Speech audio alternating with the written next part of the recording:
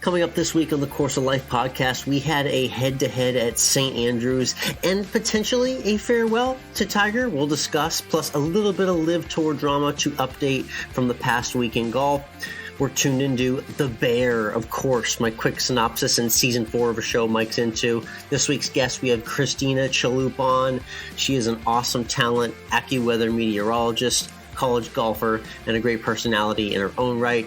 And I got a little taste update and Disney food preview when we always end with food. All of it brought to you by our friends at Desert Fox Golf, makers of the Phone Caddy. We talk about it every week because we love it. It's our go-to accessory. The Phone Caddy puts an easy spin on where you need your phone to be at all times. It's right on the pole in that golf cart. It's a nice, easy, adjustable device to keep your phone safe, keep your yardage apps open, scoring where you need it to be seen, all the important things held, especially your phone, by the Desert Fox Phone Caddy. So check out and go get yours at desertfoxgolf.com. Promo code Course of Life to save 10%. Again, promo code Course of Life to save 10% off your phone caddy at desertfoxgolf.com.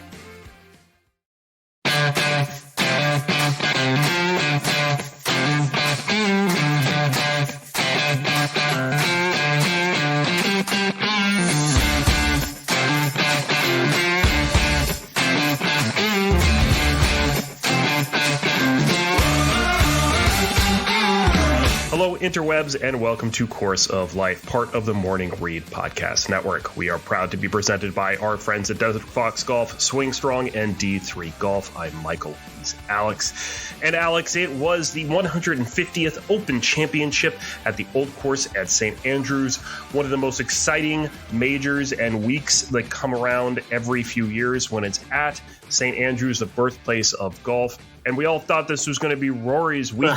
The Old Course, it certainly looked like it was going to be, but Stewart Cink, Cam Smith, mullet and all, just showed that putting wins championships and had, I think the shots of the tournament was maybe Victor Hovland getting the eagle on the road hole, and maybe it was Rory's chip in from the bunker shot on Saturday. But the putt on the road hole by Cam Smith from behind the bunker that set up the up and down for par was just incredible. Yeah, the flagstick work with Cam Smith all day, just absolutely missiles with the putter when he needed to. He was playing so well from a tee to green standpoint, but the key was the putting stats, like you mentioned. It was 36 putts for Rory on Sunday to Cam Smith's 29, and overall, Cam Smith had 19 less putts than Rory McIlroy, which just goes to show you that you can go ahead and look a ball striker as unbelievable as Rory McIlroy is, firing in all cylinders and shooting 18 under for the week. You can look him dead in the eye and you can outputt him just like Cam Smith did. The short game display was unbelievable from the Aussie. Yeah, and Rory said in his post-round interview, of course, always the gentleman, no matter what the result is, coming on and giving an interview after the round, said that he's confident where his game is and he was beat by the better player. He certainly was beat by the better player, but that's only because Rory wasn't the better player on Sunday. He was putting well, but not well enough. He had no three putts, right, throughout the entire weekend. 18 greens, Mike. He hit every single green on Sunday. He hit every Sunday. single green. He just didn't get himself into position close enough, and he burned edges and left putts just short so often. He couldn't buy a putt. This is the theme of Rory McIlroy's career, and we've always said it, is like if Rory McIlroy could just get a few more putts to drop, he would have fill-in-the-blank majors. You know what I mean? That we have that conversation a lot. We think it maybe doubled the count where he's at right now. So it's just like you surmise thoughts like that. If Rory McIlroy could be just a skosh of a better putter when it mattered the most, and that was on display, unfortunately, Sunday at St. Andrews at the Old Course, at the one he so desperately wanted to win. Yeah, so Cam Smith, mullet and all, becoming the second mullet to win at St. Andrews. Shout out JD. Shout out. Of course, he was in his Hooters pants and all during the week, and it was what you expect out of him. Let's talk about everyone else that was there. Of course, let's talk about the other Cameron Young, who was playing with Cam Smith both days, Saturday and Sunday.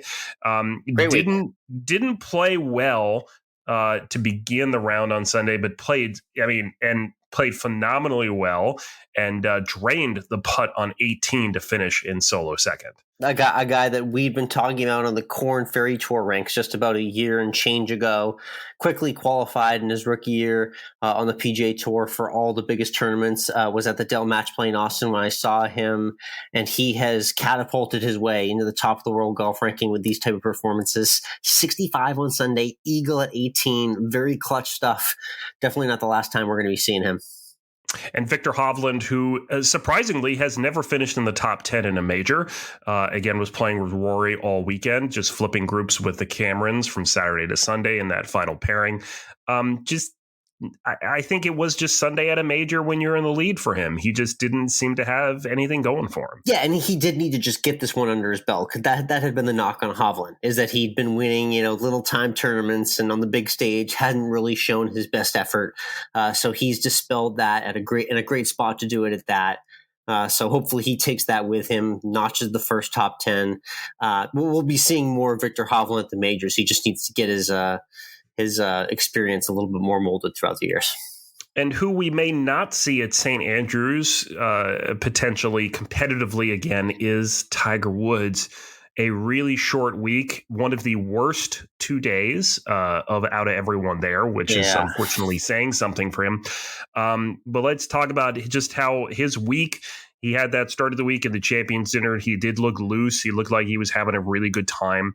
And then walking up 18 on Friday and crying as he crossed the bridge.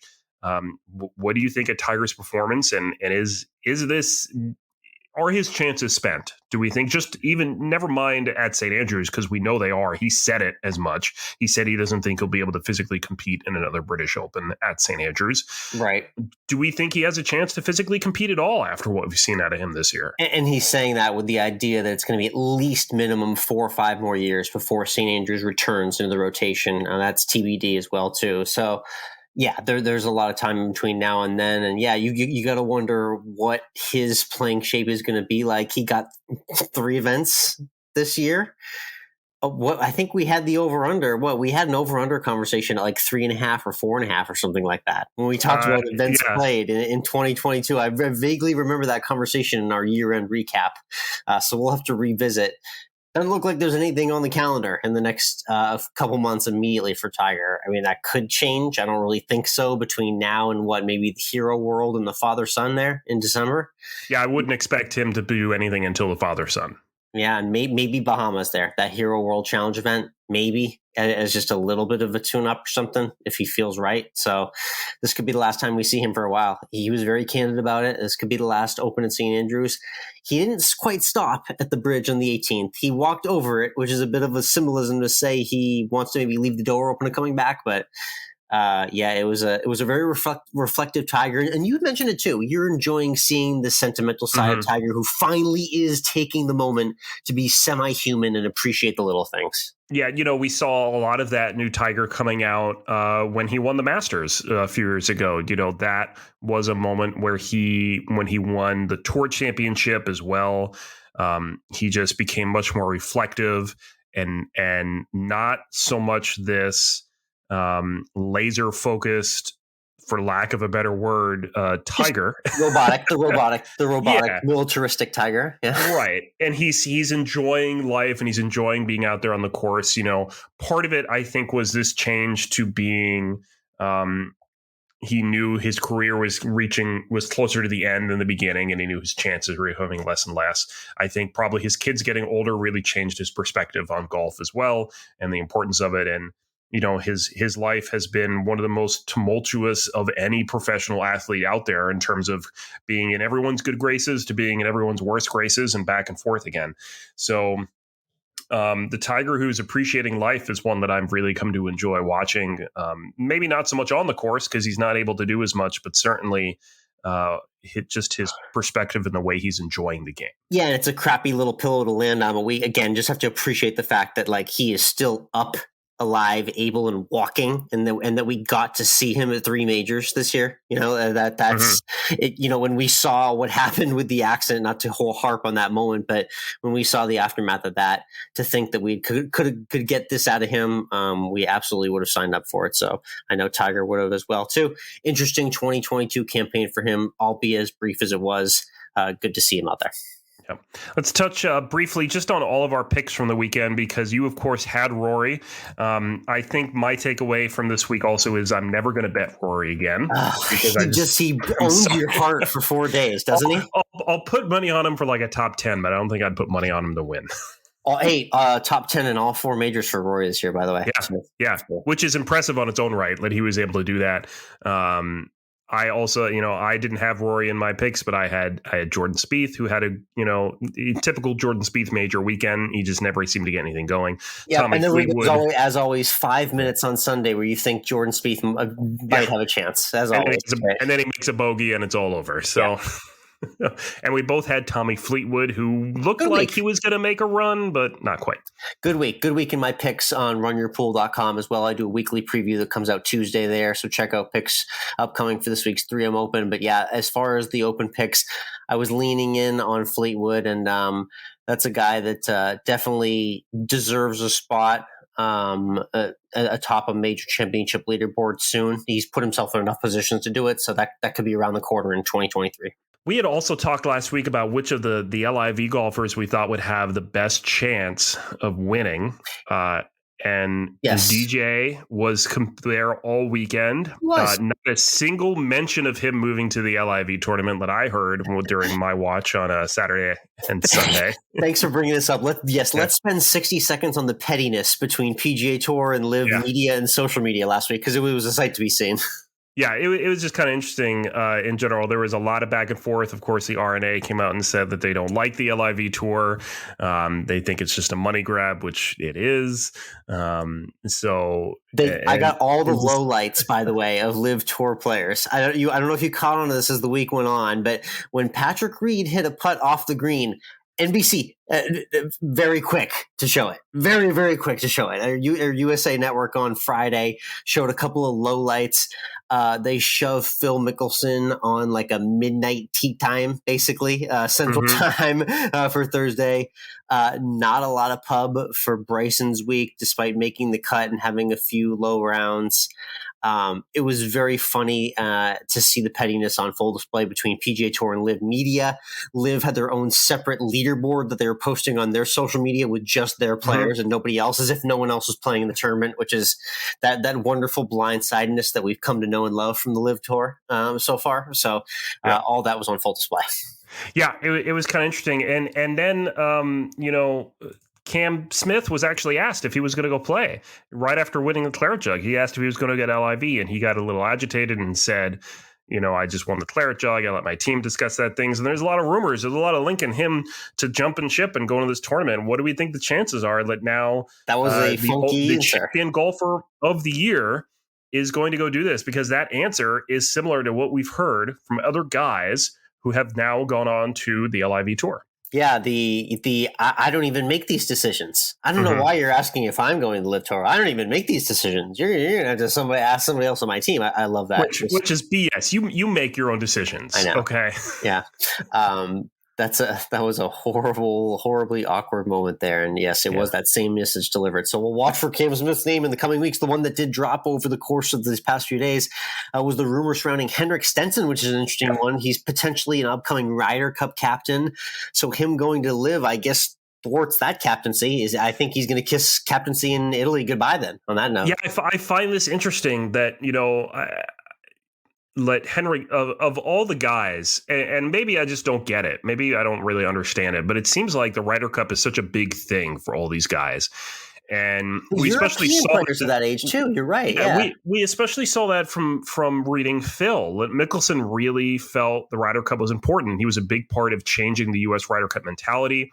And now, of course, all the guys that helped the U.S. win the Ryder Cup in Bryson and Brooks have jumped ship and have gone to LIV. And Phil, who was instrumental in changing the team, has gone to LIV. And now Ryder Cup captain Henrik Stenson for the European team is going to LIV. At least that's what it sounds like. At least as of recording here on a Sunday evening, it sounds like it's pretty much a done deal, and he's going to have to give up his captaincy. Wouldn't you want to be captain of a Ryder Cup? I mean, I don't understand. It is a strange thing to throw away at this moment in his career for all the success he's already had. So we'll follow those live rumors and watch who's jumping, who's staying. The Cam Smith rumor is probably going to stay hot for the next week as he celebrates too. Sadly, that's probably going to get thrown over every interview he does this week in celebration of the Open Championship. So we'll watch how that all gets handled. But interesting times during a fascinating Open Championship week. Let's talk also about the other tournament going on this week, and that is the Barracuda out in Lake Tahoe. Again, we're recording on a Sunday evening because things pop up in our schedules. We're not able to record at the same time, so it's not over yet. But the most important part of the Barracuda is Mark Baldwin, and he made the cut. He played the weekend. He's getting diaper money, so good for him. He did. Yeah, it looks like he's going to finish somewhere just inside the top 50. I checked the purse from last year, and that's about $10K. So maybe it should be more, right? Purse has definitely gone up at the CUDA, right? Yeah. So yeah, it should be more than $10K. So yeah, absolutely. There are lots of diapers being bought this week. There are lots of important bills being paid in the Baldwin household. There are lots of things that are now taken care of that weren't taken care of last week. So shout out to Mark and Ryan for the effort. And this is an automatic PGA Tour events. If you want a fun, really relatable guy to get behind who's going to make the cut at your tournament, give Mark Baldwin a sponsor exemption. That's the moral of the story. And, I also completely forgot until I looked at the leaderboard on either Friday or Saturday to look at where Mark was in here, that when I looked at the leaderboard, I went, why is everyone at plus 15? Oh, yeah. This is Stableford. Stableford. This is very, this is like, maybe the question is this how you make golf more approachable? This is amazing. Is this how you grow the game, points, quote unquote? It's fun to play for points, isn't it? Everyone loves points. Everyone loves scoring points. Scoring points is a little bit easier than calculating a low score. So I give people that. It's a fun idea. I love the format. It's a make birdies format. Mark Baldwin had a 390-yard drive to make a birdie. That's a cool way to score points in golf. So, I appreciate that. I wouldn't mind maybe a couple more of these events on the calendar if we're going to go the points route. Could be a lot of fun. Yeah. Meanwhile, looking ahead to this next weekend, it's the 3M Open in Minnesota. It's the week after a major. Hey, Ricky is going to be in it. Hideki, Tony Finau. Yeah. That's a bit. That's about it. Mike, when I was writing the preview this week and I checked for the local paper who's trying to put the best spin they can on the field. Yeah. Okay. I give them all the credit in the world. Sahith Theegala was the leading headline for their field. Now, no offense to Sahith Theegala. He is a fine young man that's making his way on the PGA Tour. But when he is the number one attraction in your entire field, it says a little bit something about the quality. Nonetheless, a PGA Tour event is happening, and we will be watching because it's that. Like I said in my article on RunYourPool.com, Mike, it's that summer grind season. A lot of these guys that are on the cusp of keeping their job, they got about 3-4 tournaments left to make it happen before the playoffs. Yeah, that's true. And I will say, Theegala tied for 34th at the Open. So yeah, solid week. I like that. Good solid week. So we'll have our picks up on Wednesday evening. You'll have your Run Your Pool article up as well on Tuesday, so you can see who to put a buck on. Again, we keep flirting with winners. We just haven't had one in, I don't know, a month and a half, 2 months now, it seems like. So. Yeah, I've been saying we're due, but I think I'm just going to stop saying that. I'm going to stop throwing that word around. I'm just going to let it happen. Okay. Yeah, that's all right.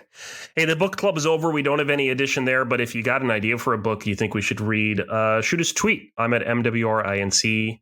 Alex is at Course of Life 1 on Twitter. Let us know. Let's tune in. For now, though, let's do Tuned In, where we share what we're tuning into outside of the world of sports.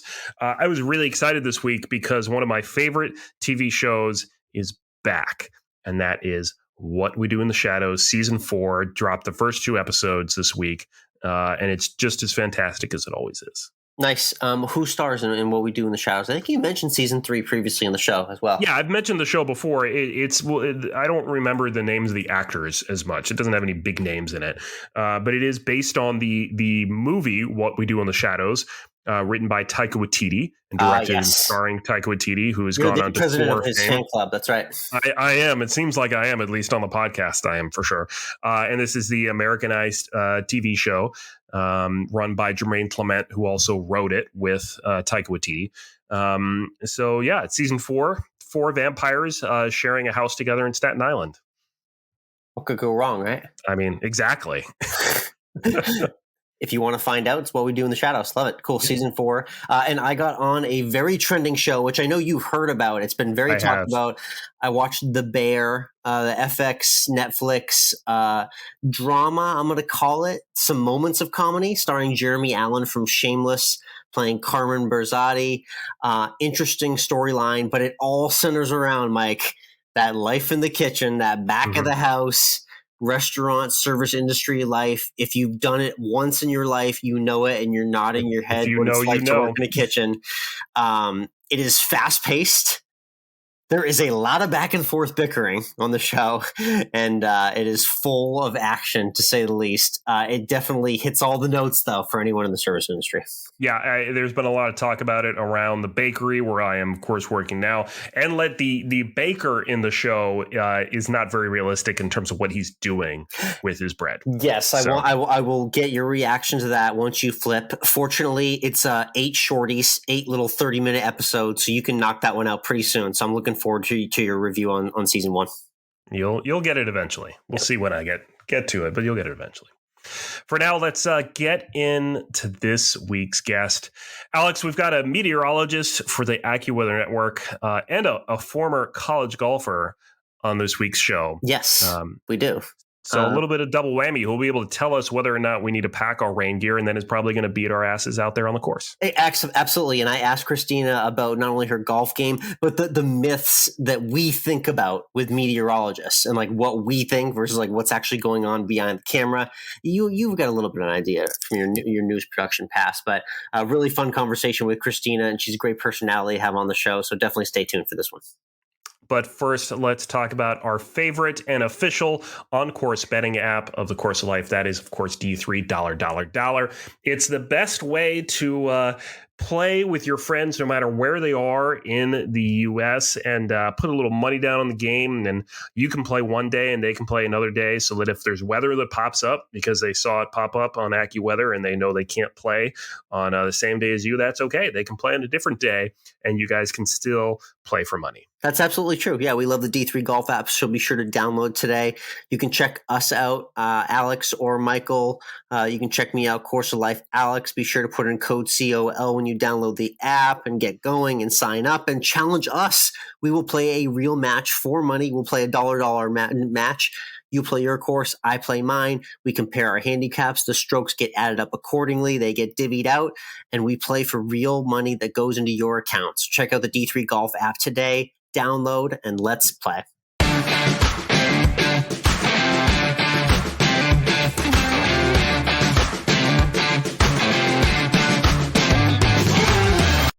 Next up on the tee, we have a senior broadcast meteorologist at AccuWeather TV who is a self-proclaimed washed-up college golfer. We'll get to that. Her content is very funny on or off the course. We have Kristina Shalhoup joining us. Kristina, thanks for hopping on. How are you? I'm great. Thank you so much for having me. This is going to be so fun. Definitely. I could tell already from doing a little bit of research for our conversation that we have a lot in common. First off, you're in a very safe space talking sports. We both have a Boston sports background. Your background's taken you all over, but we kind of grew up in the similar area. What are your fondest memories of growing up in Massachusetts? I mean, first of all the cool kids are from Massachusetts, obviously. So, right. So glad we have that in common. I love it so much. I love New England on the whole, kind of an odd little thing. I was actually born in Rochester, New York, but my dad's family is from Andover, Massachusetts. Okay. He lived there his whole life until he moved to Rochester. And when I was a little kid, he was like, you know what? We're going back home to Massachusetts. We're taking the family and we're going. So I really spent essentially my whole childhood in Massachusetts. I love it so much. I love New England. It is just, there's something for everybody, and honestly, you know what? I take it back. There's something for everybody except people who want 80 degrees in the winter. You are out of luck if that's what you're looking for, but I love sports. I was a figure skater for a long time. I love to ski. So for me, Massachusetts just has everything. I love Yeah, and I love it there too. I'll say I'm in Austin, Texas, because I'm just the golf guy, but I can tell that you are the ski girl and the golf girl too. So that's why you work really well 12 months out of the year there. And I saw that you even got to visit my hometown as well too, where I grew up, Concord, Massachusetts, which I like to say to everyone is basically cut out of a Hallmark movie. But what do you enjoy most about spending time there and enjoying the history of Concord?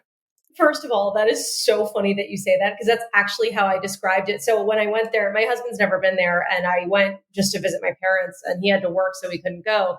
And when I got on the phone with him that day, that's exactly how I described Concord. It's like you're out of a Hallmark movie. It is the most beautiful, historic town. Oh, what was the name?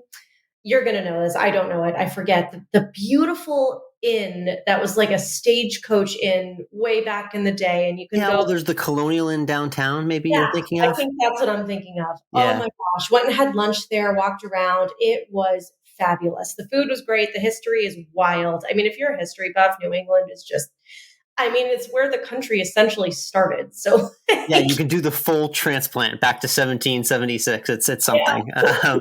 It's very neat. It's a neat stoppage in time, and I love that I grew up there. It was neat to see that you visited as well too. So I guess kind of with the nature of where you grew up in a similar spot to me, in that you grew up with a lot of different weather and a lot of different severe weather, and it's something that we saw on TV as a kid, from nor'easters with school cancellations to thunderstorm summers. How do you think that maybe shaped, where your career is now? So it's definitely helped me figure out which parts of meteorology I love the most. Like my career story, brace yourself for this one. My career story is a little weird, and honestly, it's a little bit long, so I don't know much how it is. We'll touch on as much of it as we can in 20 minutes here. Yeah. Okay, yeah. It's a little wild. So I actually, I went to NYU. I had no idea what I was going to study. I just kind of stumbled into media, and I was like, you know what, this is kind of fun. And I actually wanted to be a sports writer for a long time. And I ended up working, in different realms of the golf industry for a while, as someone in media and sports for a while. And then I worked for the Golf Channel for a few years. And while I was there, one of my mentors was like, you know what, you have so much energy, we just have to stick you in front of the camera and see what happens. I was like, all right, cool. Sounds fun to me. So they started training me for it was a digital college talk show that they were doing online. And, I was not good. I had no idea what I was doing. I had never worked in TV. So long story short, they thought I had a lot of potential. I was 21 years old. I had no idea what I was doing. So they were like, look, if this is actually what you want, we think we could see you here, but why don't you go anchor the news in some tiny town in the middle of nowhere and then come back to us? And I was like, all right, cool. Sounds good to me. So I went to Washington State, got a job as an anchor. And on my first day, my boss was like, you have so much energy. You're going to do the weather. And I was like, I'm going to do the what? And she was like, yeah, you're going to do the weather. And she was like, I'm not a meteorologist. You know that, right? And she was like, yeah, you'll figure it out though. I was like, okay, cool, I guess. So that's how I got started in meteorology. And growing up in Massachusetts, I die for snow. I love snow. I feel like I am I'm golf obsessed. I've played my whole life, and yet here I am. I can't wait for winter. I feel like it's fun because I have to have somewhere with 4 seasons. And for me, Massachusetts was just that place. It was awesome growing up there, where I can go make snow angels in the winter and then go play golf in the spring and summer. So I love that it shaped my particular love for weather, especially in an industry where I really didn't know where I was going. I at least knew what I liked to forecast, and that was a really good start. Very cool. Nice. And I know obviously you got a lot of that experience through your education as well too. I want to talk about where you went, and you grew up in the Boston area, but went to NYU for college and kind of probably experienced city life, but also that opportunity, like I said, to be a washed up college golfer. Tell me a little bit about your education there, but also I want to hear about the highlights of being on the golf team. Yeah, I don't know if this is just a pattern for me. Maybe it is, but it was kind of the same thing when I was choosing a college, because I didn't know, my mom is a teacher. I grew up very academic, very, education heavy. I had science homework over the summer, that kind of thing. Wow. Oh yeah. My mom was, you know what? And I'll give her this. She did well, because I was pretty successful academically. So I was looking for a school, and I was like, you know what? do I want to go to school to play golf, or do I want to go to school just to go to school? And I was in kind of a weird place because I was good enough to play for some teams, but I was most certainly not good enough to play for some of the teams that academically maybe I could have gotten into the school, you know? Right. So NYU came along, and NYU is funny. They are it's a D3 program. Back in the day, it actually used to be D1, but if I remember correctly, they got caught in a cheating scandal in basketball in the 70s, and Oh, okay. Wow. and the punishment was to be bumped down to D3. So but it's an odd little program because even as a D3 program, they really treat it like a D1 program. They really do. And I was looking at schools. I had never been to New York City at that point, which is wild because my mom's from Long Island and grew up in the city for most of her life. And I went on my recruiting trip, and I, first of all, loved the coach. He is still one of my great friends to this day. And I stepped foot in the city and I was like, oh, I have to be here. I have to go here. This is it. This is where I'm going to school. And it worked out. They recruited me for the team. I loved the city. I loved living in New York. And it was perfect for me because I got out of the city to go compete and to go practice and go play every day, that I wasn't overwhelmed by New York. But at the same time, I got to go to Chelsea Piers for practice and go hit balls out over the Hudson River every week. Very neat. I didn't think about those hidden perks about NYC golf. You usually think of it as kind of a prison, but it was anything but for you, I guess. It was awesome. It was great. And you know what? If anything, it was a lot of organization because, since you're living in the city, we practiced every day with our men's team and we all left at the same time. We had like 3 sprinter vans that we essentially took to practice every day, and just everyone piled in, took their clubs and went. And if you missed it, you missed it. And then you were obviously in huge trouble. It was a lesson in organization, to say the least, for someone like me who can be a little scatterbrained sometimes. But it was great. I mean, I really felt like I got the best of both worlds. I got to go compete all the time. I was the captain for 3 years, I think. Oh my gosh, it's been a few years since college. That is terrifying. Yeah, it's okay. We don't have to look that far back. No big deal. Yeah, exactly. But it was great for me. I learned so much. I got to compete and travel, and oh gosh, I wouldn't trade it for the world. It was the most wonderful experience. Very cool. I saw a lot of neat lineage within your career, both golf and meteorology, and they seem to go hand in hand. And it was neat to look up the different opportunities that you had. Talking about all the different markets that you've been in, I can tell you've already had the experience of a broadcaster and that you've seen lots of different markets.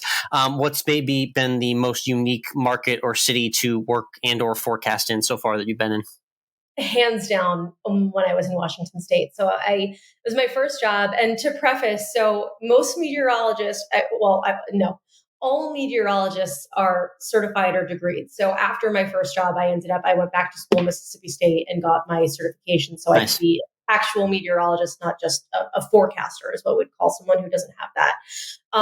And it was funny because Washington was perfect because I was in Eastern Washington, which, if you've never been there, or for anyone listening who's never been there, it is not like what you see on a postcard. It looks absolutely nothing like Seattle.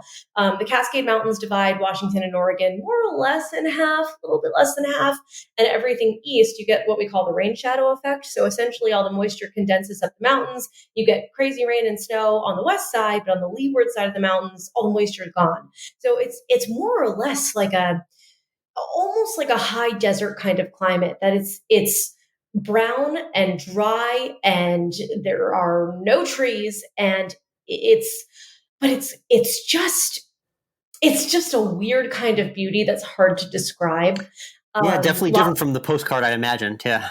Right, exactly. Because I mean, when you say Washington, everyone's like, oh, Seattle, evergreens, right?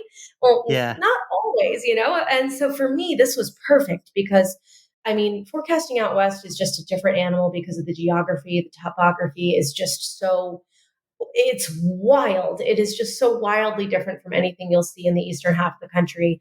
So for me, that was very fun. You still get, even in eastern Washington, the mountainous terrain, which is really interesting. You get all these microclimates, which is great. But at the same time, in eastern Washington, you get like 320 days of sunshine a year. It's amazing. Oh, it is. And I mean, talk about perfect golf weather. It's really great. You still get a winter, But that's kind of it. Winter happens. It's not the worst in terms of being cold. It snows a little bit. And then the rest of the year, it's just sunny. It's awesome. So I think that's definitely it for me in terms of the most interesting place. And like, I look back on it so fondly. I really do. Yeah, that's a very cool experience talking about Washington State specifically there and its weather patterns. Let's go through something that you post a lot about in your content on Instagram mainly. It's Kristina Shalhoup, Shalhoup. How about let's run through quickly some of the biggest myths of being a meteorologist and what our preconceived notions are on the other side of the TV screen versus what's actually going on there when you're broadcasting. Oh, I love this. You really did your homework. This is one of my favorite things to talk about because there are, and you know what, as someone who had no intention of being in this industry, it is crazy the things you learn that, I mean, first of all, I think one of the things I just mentioned is something I'm going to mention again, that if you are a meteorologist, you are a degreed scientist. I had to go all the way back to school for it. And it is not easy. It is very difficult. You're learning about, thermodynamics and, it's a very interesting process. So anyone who is, I would say there are people who are on TV in certain markets around the country where you do not have to be a meteorologist. You can be a forecaster. Right. But that is the difference. You will not be called a meteorologist. You'll be called a forecaster. And there's nothing wrong with that because there are some markets where, look, you can figure it out. And that's exactly what I did in Washington. But I think that's myth number one. Number two is I always get the oh, so who tells you the weather? It's like, no, I tell me the weather. I study the models. I look at the, patterns in the atmosphere, climatology, and, I come up with my own forecast. Now at AccuWeather, it is a little different. It's a national network. So we actually have teams of operational forecasters. Since AccuWeather is such a huge company, we have fabulous operational forecasters who essentially come up with the AccuWeather forecast and we lean into them every morning. But I'm still looking at models every day. Right. Next thing is, this is another one of those that it's so funny. I get this question from everyone, who does your hair and makeup? Me. I do my hair and makeup. And not just meteorologists, but broadcasters. I mean, Oh, so you're not sitting in a beauty chair for 2 hours every morning, just flipping through your phone? Would be fabulous. It would really be nice. Honestly, I would probably just fall asleep in the chair. But yeah, I know anyone who is in local TV, I would say, except for, oh gosh, I don't even know anymore, any markets that still have hair and makeup people, but maybe unless they're paying for their own. Yeah. unless they are truly, at this point, it's really just some of the national networks, but there are some that don't. I mean, AccuWeather is a national network, and we do, have makeup and hair and wardrobe consultants, but we do everything ourselves. So that's another one that I think is just, that one always cracks me up. Wow, it must be so glamorous. And no, I'm not really great at. I've never been a super girly girl, so I've really had to learn a lot. It was so intimidating, Alex. Oh my gosh, it was really intimidating.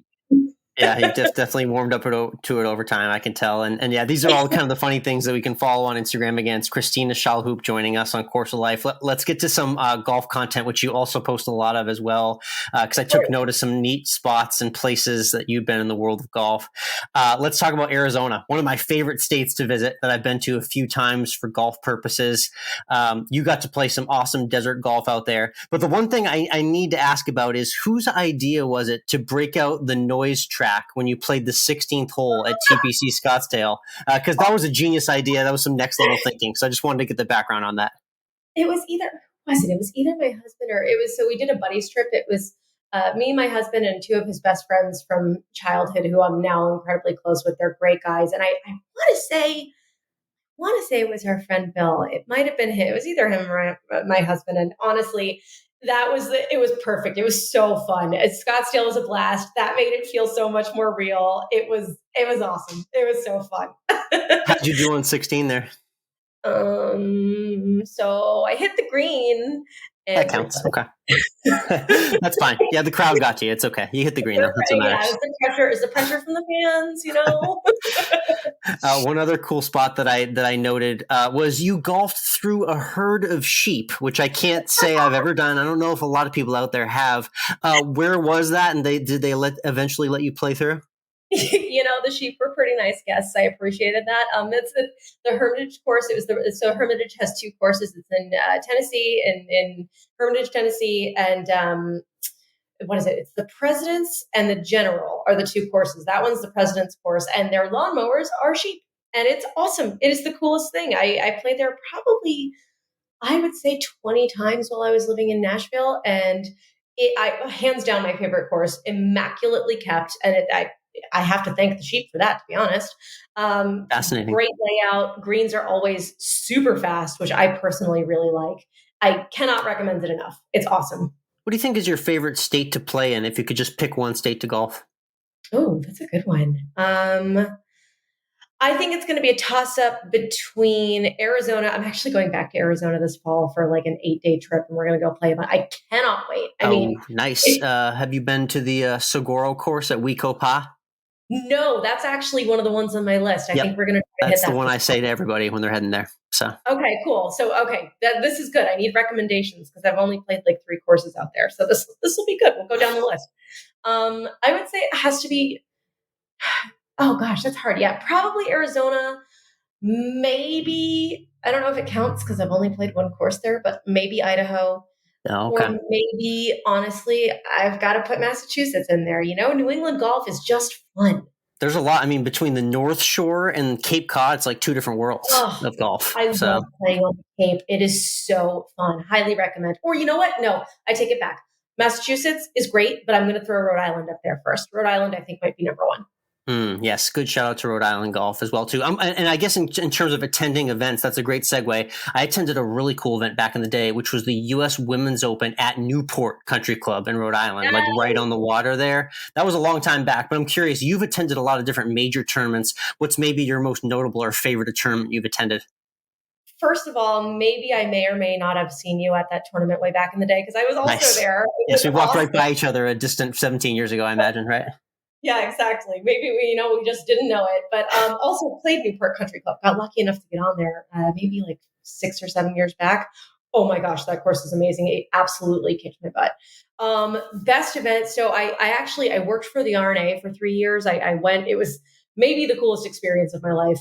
So I actually got to work at the Open Championship for 3 summers in a row. So they would ship me off to England or Scotland, wherever it was in the respective year, and I would just work as a part of their media team for like 2.5 weeks. And it was the coolest experience of my whole life. I would say of the 3 years that I did it, the first year was Lytham St. Anne's, the second was Muirfield, and the third was Liverpool. And I want to say probably Lytham St. Anne's just because it was my first year there. And I have a hard time comparing anything to that event. It was just fabulous. Ernie Els won in a wild upset. Adam Scott choked. It was hard to watch him do that. But I mean, Ernie Els is awesome. Who doesn't love a Big Easy? So it was really fun. Yeah, those open setups are amazing. As our audience is listening to this, we had just had the Open Championship at St. Andrews, which is always an epic week as well, too. So definitely a good call out for great events you've attended. All right, let's get to some quick shot questions before we wrap up. These are just rapid fire, real quick answers that don't take much thought at all here. Let's start with a quick Boston sports question. Mac Jones, year 2 for the Patriots. Do you think it's going to be better, worse, or about the same as last year? I think better. Okay. All right. And then Gary Player put you in a headlock. How did you get out of it? He was just nice enough to let me go.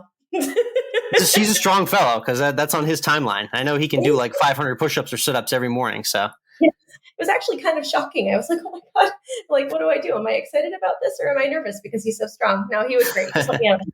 Nice. And ideal temperature to play golf in? What number degrees? 60 on the dot. Like it. And our final question, before we get to the 19th hole question, your first or second hole in one, which one was cooler? Oh, definitely my second. What made it cooler than the first one? Was it blind? Did you have a blind one where you didn't see it go in? Did I see that right?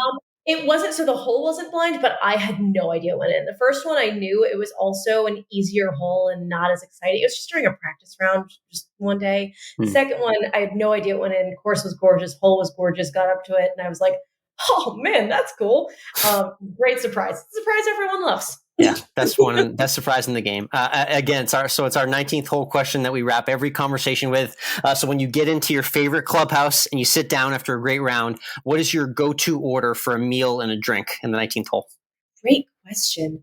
Drink is going to be, honestly, the meal I'm having a harder time with. Drink is going to be either just whatever bourbon of choice on the rocks, or a whiskey sour if I'm feeling something a little fruitier. Yep. Meal is probably going to be, I'm going to go some sort of sandwich, grilled cheese, tomato soup kind of situation, probably, depending on how hot it is. That's nice. That definitely goes with the 60-degree New England golf vibe right there. I could tell by that order. Yeah, that's absolutely it. Your roots definitely shine through. Kristina, thanks again for hopping on the Course of Life. Again, everyone follow Kristina on all the socials and check out her AccuWeather TV forecasts. Thank you for hopping on and hit them straight. Oh, thank you so much. That goes right back at you. I appreciate it.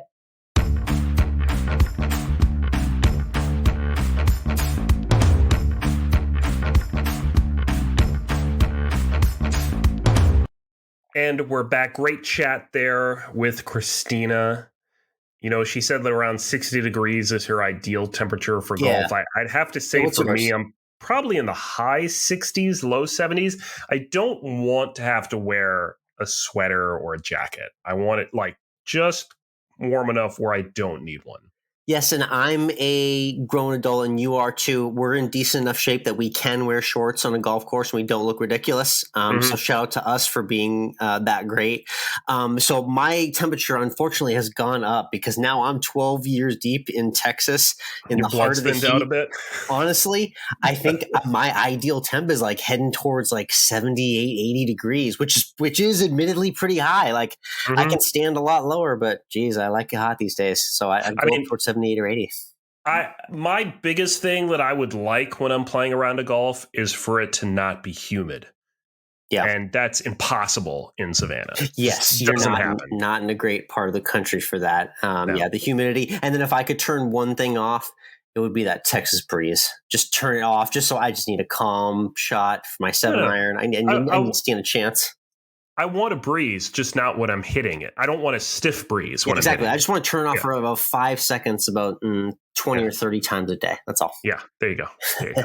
Great chat there with Kristina. Be sure to subscribe if you love that interview or anything else you're hearing right now.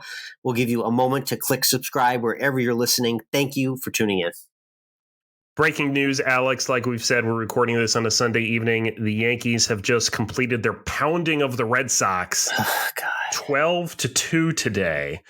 Just a horrible way to go into the All-Star break for the Red Sox. Taking 2 out of 3 here after winning 14-1 on Saturday.